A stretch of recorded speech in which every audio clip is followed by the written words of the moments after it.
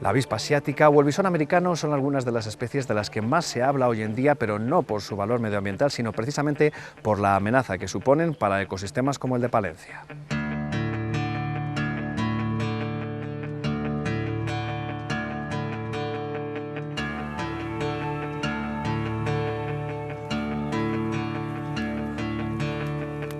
Los ríos se encuentran entre los ecosistemas más castigados por la mano del hombre, entre otras cosas, en muchos casos por la reintroducción de nuevas especies que han amenazado la existencia de las autóctonas.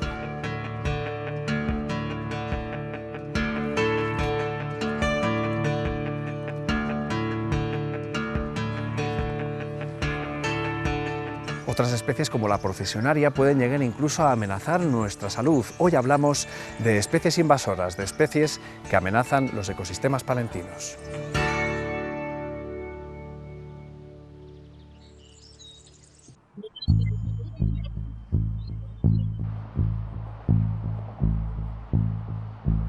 La globalización es un proceso a escala mundial que ha propiciado cambios económicos, culturales, sociales y políticos, pero también medioambientales, y en este caso no positivos precisamente.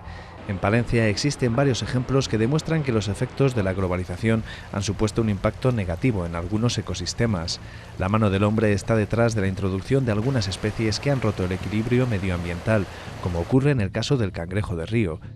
El cangrejo autóctono, desde los años 70 del siglo pasado, por introducciones de otros cangrejos, en este caso de cangrejos americanos, inicialmente del cangrejo rojo, del cangrejo de las marismas, pues de determinadas introducciones del cangrejo, lo que hicieron fue extender una enfermedad, que es la afanomicosis, de la que el cangrejo americano es portador, que él es resistente, no muere por afanomicosis, pero se la transmite al cangrejo autóctono que no lo es y automáticamente mueren. Más adelante, ya a mediados de los años 80, se introdujo para frenar la invasión del cangrejo americano. La administración tuvo que tomar una medida que fue la de introducir el cangrejo señal. Ese cangrejo se introdujo en provincias cercanas como Burgos, Soria, más al sur, en zonas de Guadalajara. Y bueno, pues ese cangrejo lo que hizo también fue desplazar un poquito más a las especies autóctonas, al cangrejo autóctono. Lo que ha ido ocurriendo de manera infalible es que cuando han llegado cangrejos a un curso de agua, todos los cangrejos autóctonos que se enseñan en ese curso han muerto automáticamente en muy poco tiempo, porque son mortandades muy explosivas. Aparecen muchos cangrejos, de repente han ido muriendo sistemáticamente.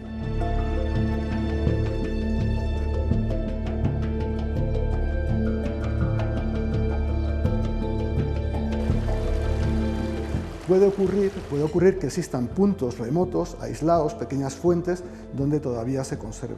Y en otras zonas de Castilla y León, pues evidentemente siguen existiendo poblaciones autóctonas. El cangrejo autóctono está desplazado a zonas aisladas de los ríos, a zonas altas donde no han conseguido llegar las otras especies, tanto el cangrejo rojo, que está más adaptado a vivir en aguas más cálidas, aguanta mucho más la contaminación, aguanta temperaturas más altas, y el cangrejo señal que daría en tramos medios, ¿no? Entonces es muy raro que convivan, salvo raras excepciones que sí que se está dando en algunas zonas y que con esas poblaciones está intentando bueno, pues la cría otra vez en cautividad, en estacifactorías, en criaderos de estos cangrejos. Pero en la provincia de Palencia es verdad que ya ocurrió la pérdida de estos cangrejos, no es reciente, pero es cierto que algunas poblaciones muy remotas que se conocían pues han seguido desapareciendo.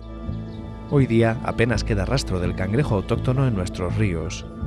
Cada uno de ellos está adaptado a unas condiciones, a un hábitat en el que vive, ¿no? Mientras que el cangrejo autóctono, mientras que el cangrejo nuestro está acostumbrado a vivir en ríos como el que tenemos aquí cerquita, el río Burejo, pues que por situaciones climáticas pues tiene un estiaje en verano, ¿no? Tiene una bajada de caudal, las condiciones de alimento, de refugio son dadas, las condiciones de los cangrejos americanos son totalmente diferentes, ¿no? Por el hábitat en el que vive, son ríos mucho más caudalosos, que tienen más capacidad de producir alimento, de hábitat, de refugio, incluso de depredadores, ¿no? Y la capacidad de puesta es muchísimo mayor en cuanto a multiplicar por 4 o por 5 a los autóctonos. Incluso a la hora de estar adaptados a condicionantes como la hibernación. Nuestro cangrejo autóctono es una especie que hibernaba en invierno. Sin embargo, cuando estos cangrejos han llegado a nuestros ríos y tienen que comer todos los días, no se dedican solamente a comer los animales muertos, ¿no? A cumplir esa función de carroñero, sino que lo que tienen que hacer para alimentarse y para dar de comer a todas esas proles que tienen es pues, matar especies vivas. Es una pena. A veces por desconocimiento el pescador está trasladando cangrejos sin saber que está llevando una enfermedad que está terminando con el cangrejo autóctono. Lo mejor para evitar agravar el problema es no introducir cangrejos en los ríos y para permitir el desarrollo de las escasas poblaciones que puedan quedar, saber reconocer las especies para no mermar aún más la población del autóctono. El cangrejo señal se llama señal porque tiene una marquita en las patas, el cangrejo de patas blancas, por razones evidentes, se llama así, ¿no? Y el cangrejo rojo pues es colorado, ¿no? El cangrejo autóctono, si os fijáis por tamaño, es un poquito más pequeño, como decía, siempre pensando en esa adaptación evolutiva, ¿no? a ríos peninsulares. Es mucho más pequeñito en tamaño, su tamaño adulto estaría en alrededor de los 8 centímetros. Su cefalotórax, la parte, digamos, la cabeza, tiene unas suturas en las que están diferenciadas, están abiertas, y esa parte de patas blancas, bueno, pues se ve muy evidente en esa coloración baja, ¿no? de la parte del propio cangrejo. El cangrejo rojo americano, teniendo esa coloración rojiza, ¿no? Que vive, ya os decía, en zonas un poquito más en tramos bajos de los ríos, mientras que el primero tenía el cefalotórax diferenciado con una sutura abierta, este lo tiene, como podéis ver, la tiene cerrada. La cola es un poquito más estrecha. Y por último el cangrejo señal, esa marquita que tiene entre las pinzas es muy evidente para diferenciarle del resto de cangrejos, ¿no? Tiene una cola también un poquito más ancha, y igual que el cangrejo autóctono, la sutura también la tiene separada.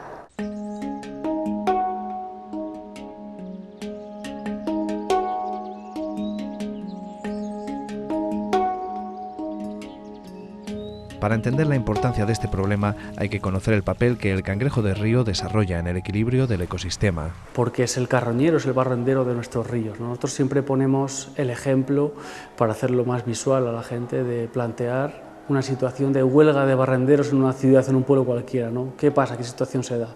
Es muy gráfico ver cómo cuando falta ese papel de ese ecosistema en el que los que limpian no están, pues los ríos se contaminan, aparece materia orgánica, bueno, aparece pues esa contaminación, ¿no? Y su impacto va más allá del ámbito medioambiental. También tiene un papel muy importante, va a tener un papel muy importante en cuanto a lo económico, por la cantidad de familias que, bueno, pues que han trabajado o que han vivido de esa parte de pesca del cangrejo, y esa parte social, ¿no? Esa parte en la que tradicionalmente pues familias, todas completas, iban a pescar al río, a entornos como este, como el río Burejo, como el río Pisuerga, aquí en Palencia.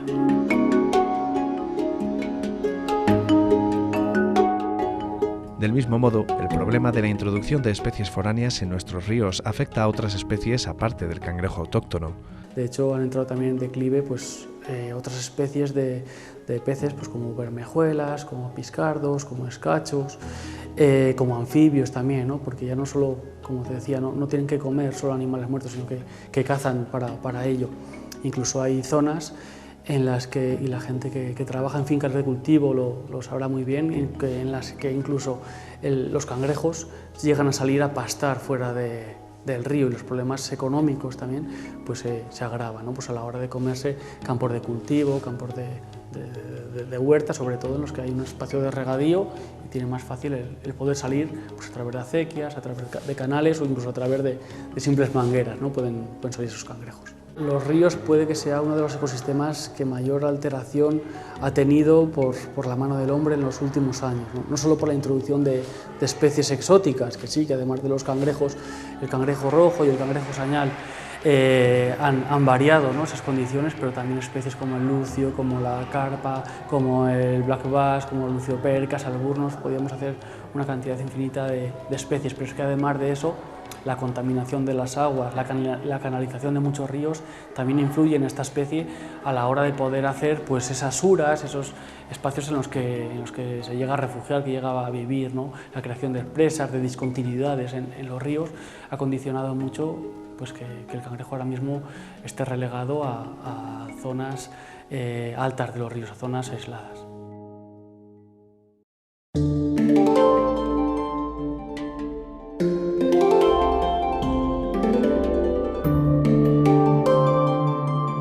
El bisón americano es otra de las especies invasoras que amenazan el equilibrio de algunos de nuestros ecosistemas, como ocurre en la laguna de la Nava. Pues yo creo que los primeros bisones americanos se observaron en la laguna como a principios del siglo XXI, por el año 2000, 2001 aproximadamente. Después ya pudimos ir comprobando que sí que se estaba implantando de manera definitiva en el humedal. Empezamos a detectar y a comprobar los primeros daños a la fauna autóctona.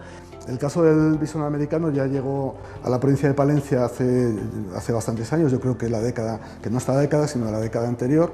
Ha ido invadiendo de sur a norte. Es una especie alóctona que se ha instalado en los medios acuáticos, sobre todo del norte de la península, y Castilla y León es una de las comunidades principales de presencia de esta especie, que voy a decir indeseable en nuestros ecosistemas acuáticos.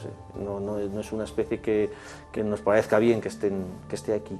Y sí, ahora mismo está repartido por prácticamente todos los sitios. Yo creo que quitando las zonas de montaña a mayor altitud, a partir de los 1300, 1400, 1200 metros, el bisón está en todos los sitios. Y en las zonas de montaña es verdad que todavía parece que no tienen altas densidades, como son en la llanura, pero es una especie ya absolutamente distribuida por todo el territorio. Antes pensábamos que una pareja de bisones ocupaba un territorio. Ahora sabemos que cada territorio puede estar ocupado por dos parejas de bisones, una que lo ocupa durante el día y otra nocturna. Es decir, que incluso un solo territorio es ocupado por dos. Se multiplica por dos la población de un territorio.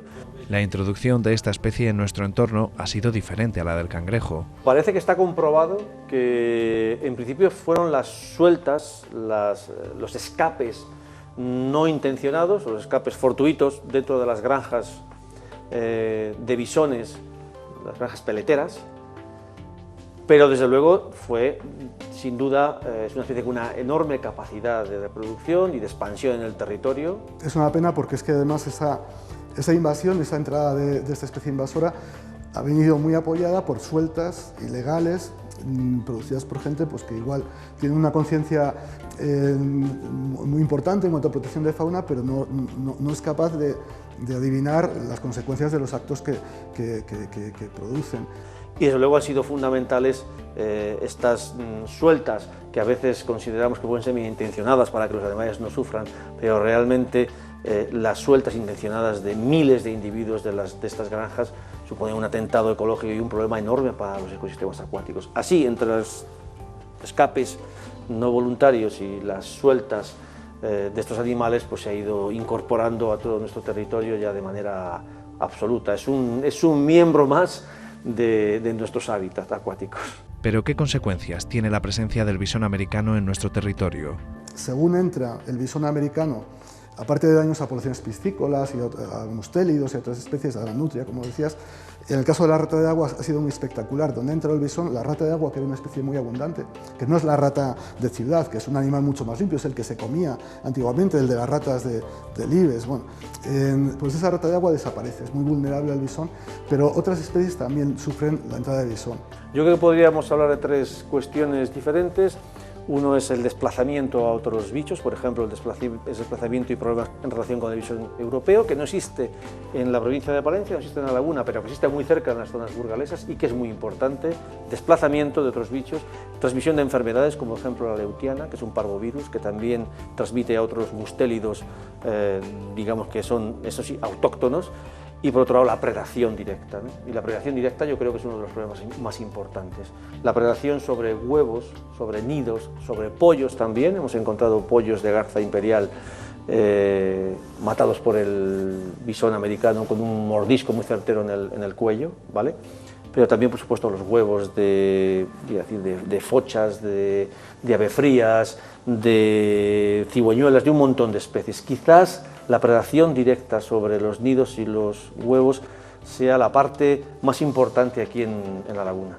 En el caso de Palencia, el bisón está en toda la provincia y la preocupación mayor es para proteger dos especies que son muy importantes porque están amenazadas.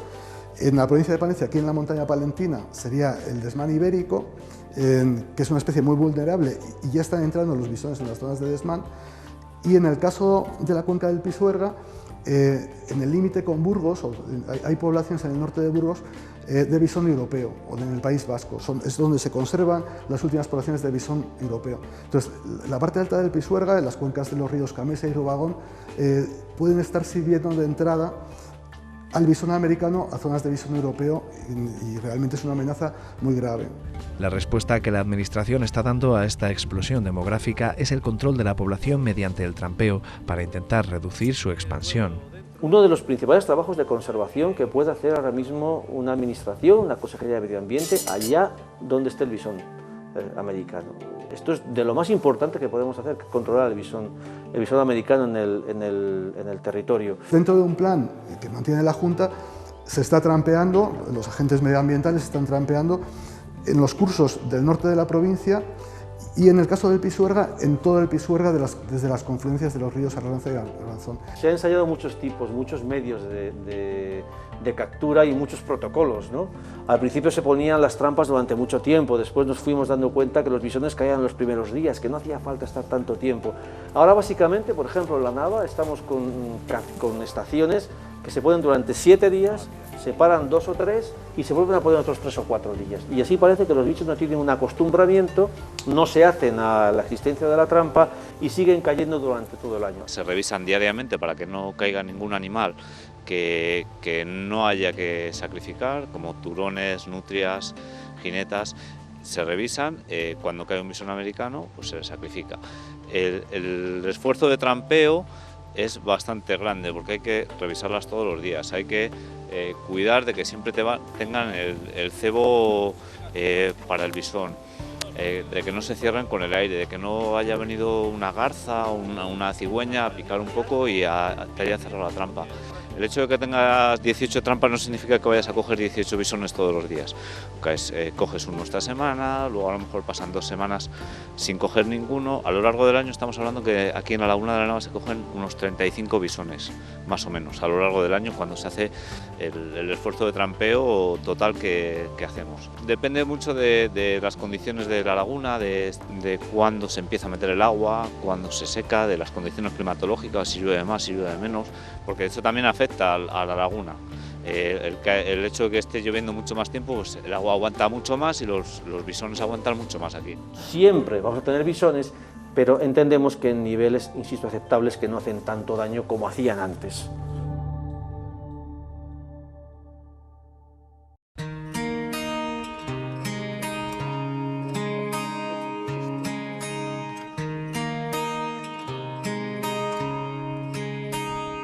Una amenaza medioambiental más reciente que ya se ha convertido en una realidad en buena parte de la región, incluida Palencia, es la avispa asiática, una especie que ha invadido nuestra tierra atacando ferozmente a las ya de por sí amenazadas abejas. La avispa asiática es una especie que está catalogada en el Catálogo Español de Especies Invasoras, es una especie exótica invasora. Es un problema que si en Palencia ahora no es muy grande, pero le tenemos a la puerta en Cantabria, que yo hago allí a Transhumancia. Es imposible tener las colmenas a partir de junio porque te las matan todas, y lo tenemos en Asturias y lo tenemos en toda la zona de la cornisa cantábrica. En el año 2016 se localizó la primera en la provincia de Palencia, creo que fue en Mieces de Ojeda. En el año 2017 se empezaron a detectar en montaña palentina, más en la zona de Aguilar de Campoo, Pomar de Valdivia, en los términos de Aguilar y Pomar, claro que es lo que linda con Burgos y con Cantabria, que es donde viene, aunque también en Triollo y Cervera, y en el año 2018 se ha continuado localizando en todo el norte de la provincia y en zonas un poco más situadas al sur como Saldaña. O sea, parece que efectivamente está entrando la población de avispa asiática, que ya ocupa todo el norte de la provincia de Palencia, e incluso hay alguna cita, no en Palencia, sino en Valladolid, en el Cerrato, lindando con Palencia, que es preocupante también porque eso puede suponer que realmente pudiera estar ya en toda la provincia. Ahora mismo en Francia no han podido los apicultores acabar con ella. Otros países también limítrofes a Francia también la tienen, y que nosotros en lo que es el norte de Cataluña y toda la zona del Cantábrico es una invasión, allí no se puede hacer apicultura y es un problema que le tenemos aquí ya en Castilla y León. Han aparecido en Palencia, en Zamora, en León, en Burgos, toda la zona norte, y es un animal que está aquí y que viene para quedarse. Como todas las invasiones de todos los animales o plagas de otros sitios, al final te invaden todo el territorio porque no tienen enemigos naturales. La avispa asiática no es de aquí, por lo tanto no tiene un depredador que vaya a acabar con ella. La presencia de un insecto tan pequeño como la avispa asiática en nuestro ecosistema tiene en realidad un impacto enorme sobre el equilibrio medioambiental. Realmente el daño que hace la avispa asiática es importante. Por un lado, una actividad económica que es la apicultura, pero por otro lado, como la apicultura tiene una incidencia ambiental muy notable porque produce efectos muy positivos en el medio ambiente a través de la polinización, favorece un montón de especies silvestres y ya no solo a las plantas, también animales que comen de los frutos de esas plantas. Realmente la apicultura es una actividad muy beneficiosa desde el punto de vista natural. Donde está esta avispa es prácticamente difícil hacer apicultura y es otro problema que tenemos y no sé cómo vamos a salir también de ello. No se ha podido tampoco solucionar en un país tan vecino como Francia con todos los métodos que han utilizado y siguen teniendo. Y lo que sí es cierto que esta avispa va a coger a toda España. Aparte de hacer daño en una actividad económica, está generando daños ambientales tanto por el propio daño que hace la apicultura como porque compite con otras especies autóctonas como el avispón europeo al que puede también desplazar.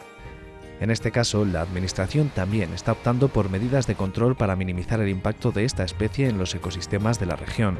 La Junta de Castilla y León aprobó un protocolo que hicieron conjuntamente la Consejería de Agricultura y Ganadería y la de Fomento y Medio Ambiente, que era un protocolo para la detección y erradicación de la avispa asiática, y ese protocolo contempló la creación de una red de monitorización, que es una red muy potente que está instalada con colaboración de los apicultores que tienen trampas donde localizan en ciertas épocas, pueden localizar la presencia de Vespa velutina, de avispa asiática. Hay básicamente dos vías, alguna más, pero una es la destrucción de los nidos, lógicamente cuando están ocupados, y por otro lado la captura de ejemplares, tratamientos en las proximidades de las colmenas. Se está haciendo en primavera en algunos sitios trampeo para eliminar las reinas, para que esas reinas no se puedan multiplicar en primavera, pero como he dicho, no se han obtenido resultados positivos en ninguna comunidad más afectada como son las del norte de España o la del país vecino como Francia.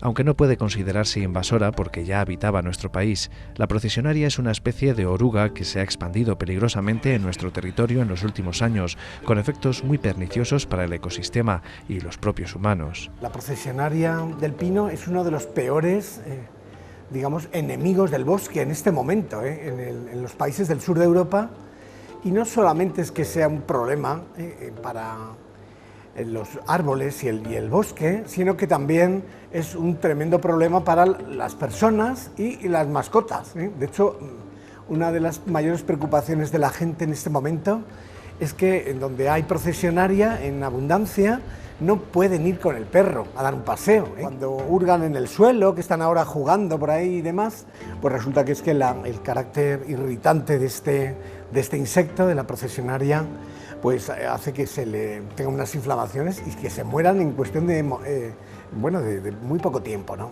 El aumento de la temperatura que está experimentando el planeta ha propiciado que las plagas de orugas sean mayores al haber inviernos más suaves que permiten un mejor desarrollo de los nidos de la procesionaria de pino, a pesar incluso de sus depredadores naturales.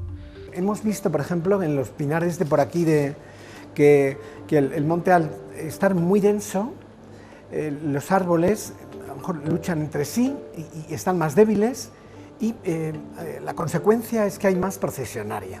En el bosque habría que tener en cuenta que hay también, por ejemplo, pues aves que se alimentan de la procesionaria y que son muy importantes. El cuco, por ejemplo, que parece que es simplemente una cosa poética, cuando escuchas el cuco, pues resulta que es uno de los mayores controladores de la procesionaria. Otro como uno que es el chotacabras, que es otro ave que antes era muy frecuente y ahora es muy escasa. Cada animal cumple su función, ¿no? ¿Qué ocurre?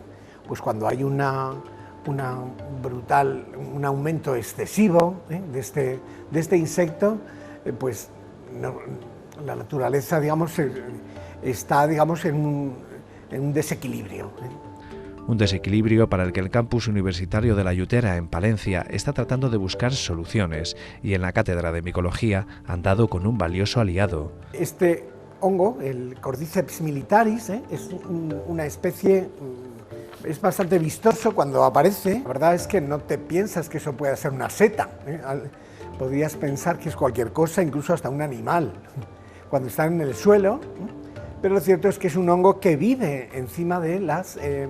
o sea, se aprovecha, digamos, vive a partir de las pupas de la procesionaria porque se entierran. Ahora en estos días, por ejemplo, pues se ven las procesiones de este insecto, que realmente es sorprendente, O sea, bajan todo el ejército de orugas liderado por una hembra que van por allí hasta que encuentran sitios para enterrarse, ¿no? Y estos hongos producen esporas que se les van a digamos, a instalar entre los pelos urticantes, estos pelos urticantes que tienen como si fueran una especie de peluca punky, en fin, en las orugas, y que irritan tanto a la gente y a las mascotas. Pues resulta que ahí se instalan las esporas de este hongo, y luego cuando se entierran estas orugas es cuando ya hace el efecto que... un efecto, digamos, de control de estos animales, y que ayuda, según nuestro punto de vista, que puede ayudar de forma importante y además amiga de la naturaleza, lo que es amiga de la ecología, eco-friendly, que ahora se comentan tecnologías de este tipo, sería un avance el empleo de este hongo, ¿no? Y hay bacterias, de hecho, el Bacillus thuringiensis, bueno, una bacteria muy pequeña, pero que hay cientos de miles en el suelo, y que es capaz también de atacar a esta plaga, y que tendría una colaboración, digamos, bastante interesante entre el hongo, o sea, la colaboración a dos bandas entre esta bacteria, el Bacillus thuringiensis, y el hongo, Cordyceps militaris, que sería una especie como de cooperación con vistas a eliminar el exceso de esta oruga. Una posible solución para este problema que está dando buenos resultados en los estudios, aunque aún hay que ser cautelosos y analizar mejor el impacto que esta medida podría tener sobre el resto del ecosistema. Son capaces de controlar la totalidad de las orugas atacadas, ¿no? Y que esto pues nos da esperanza, porque sería una manera de que en un momento dado de una infestación tremenda, lesiva para todo tipo de animales y de las personas, pueda ser controlada. Se entierra y lo que es la metamorfosis de los insectos, al paso a crisálida, entonces tú tienes esto y añades el hongo de distintas procedencias. Y en algún caso era, digamos, el letal completamente, como si fuera un insecticida. En este caso sería un bioinsecticida, y que nos parece un descubrimiento.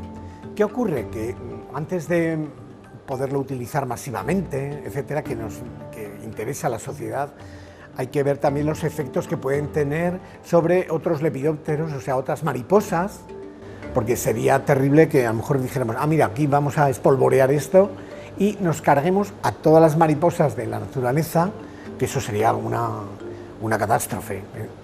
No obstante, hay margen para el optimismo a la hora de controlar esta plaga y así devolver el equilibrio medioambiental a los pinares palentinos.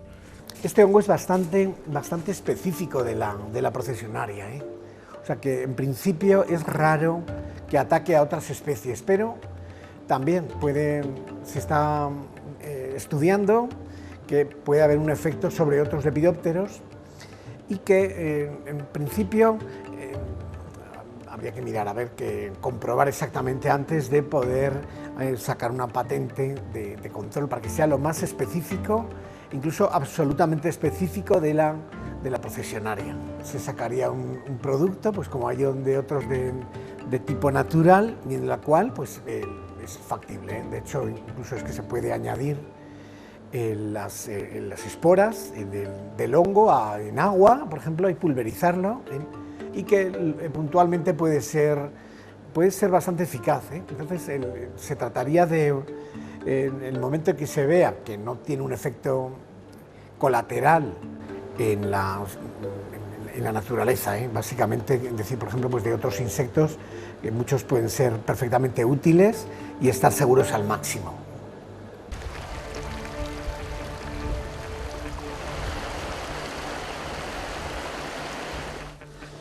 Por desgracia, en otros casos que hemos visto, las posibilidades de erradicar la invasión de algunas especies en nuestro territorio son más bien escasas. La erradicación de una especie invasora cuando se ha introducido en un ecosistema es muy difícil. Es factible controlarla, pero eliminarla es bastante complicado. Creemos que es imposible erradicar el bisón americano.